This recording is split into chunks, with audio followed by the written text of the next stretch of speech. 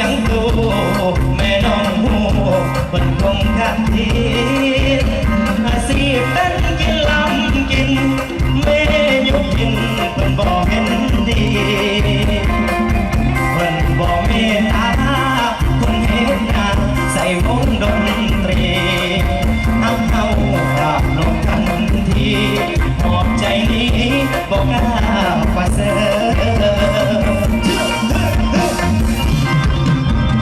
แม่น้องนั่งเพิ่นหูว่าไอ้สู่หาเงินหลายทางกำเป็นเฮ็ดงานแน่นอังทางเกิดของลำหาเงินเก็บของเงินคำวันนำไปแต่งลูกสาวเพิ่นแต่ว่าแม่น้องเพิ่นเหมือนเลือกคนที่ดีไว้แล้ว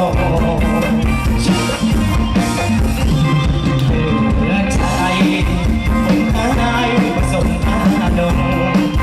อาชีพให้ก็มั่นคงขึ้นลงคงบอกพอแชว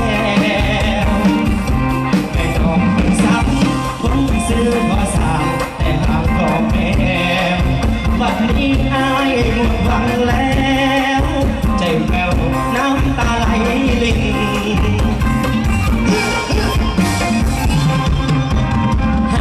กินน้ำเสียงตู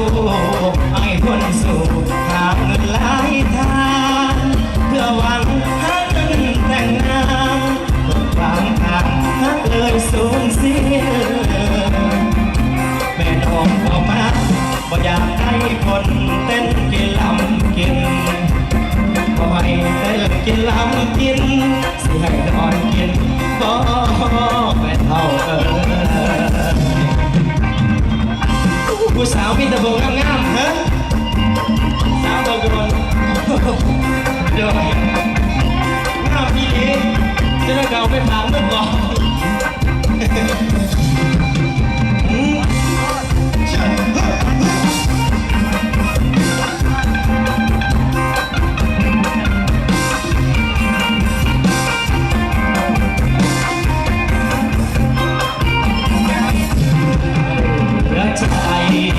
ผมหายผสมอาดง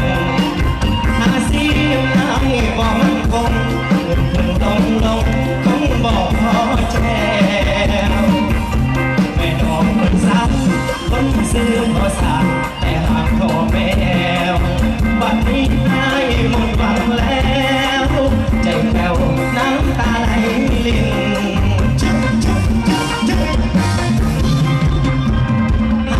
กินน้ำเสียงตูไอ้คนสู่หาเงินหลายทางเพื่อหวังหาเงินแต่งงานเป็นความทางหักเลยสูญเสียแม่น้องบอกมาว่าอยากได้คนเป็นกินลำกินว่าไอ้เป็นกินลำกินสิให้ดอนกินว่าไม่เท่าเอาก้อนพี่น้องก้อนกาไฟก็เลยเสียจังหวะลุงสอนไฟเสียเอง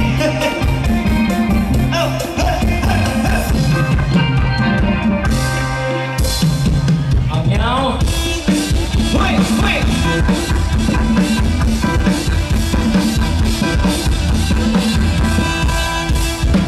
เราเป็นนักแสดงตาไอ้เศร้าไอ้รักมันเจ้าสู้สังสุดจับว่าเป็นทำไมอยากกินแต่เอาไหมเอามาต้มมาโมกมาสุดอยากที่ตัวเจ้าไปลงเอาไปทำน้ำทำแดงอยากเดินทางตาเสียงไม่แต่ว่าก่อนแดงไม่ตัด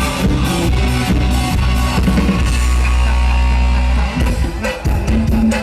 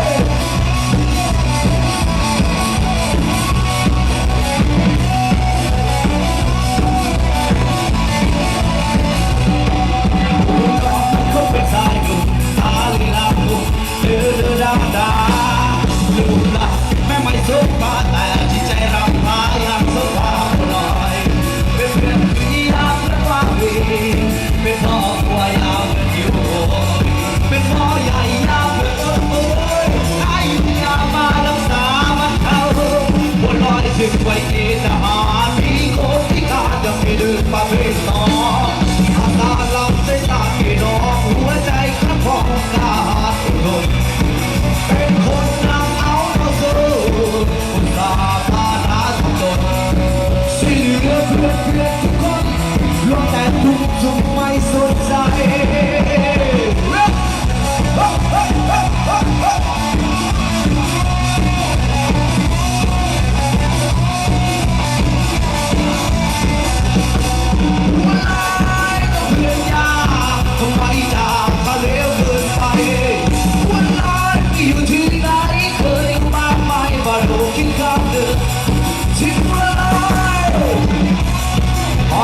ขอเสียง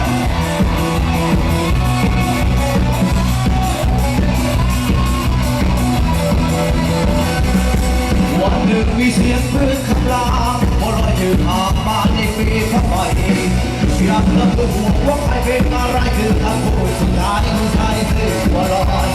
เอาแต่วันนั้นจนถึงวันนี้แสงตะเกียงลิบลีที่บ้านไล่ไปรอไม่มีสายบุญที่ถึงหัวลอยคนเอาไว้เคยเข้าคุก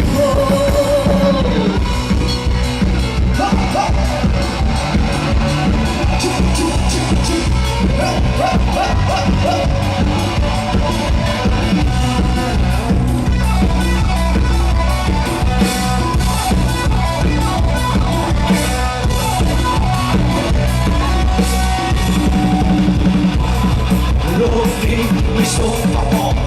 ตาคนสอบเอาแต่ไม่รู้ส่วนตนโลกนี้มีสักกี่คนเป็นคนลุกคนและคนซื่อคนหลอก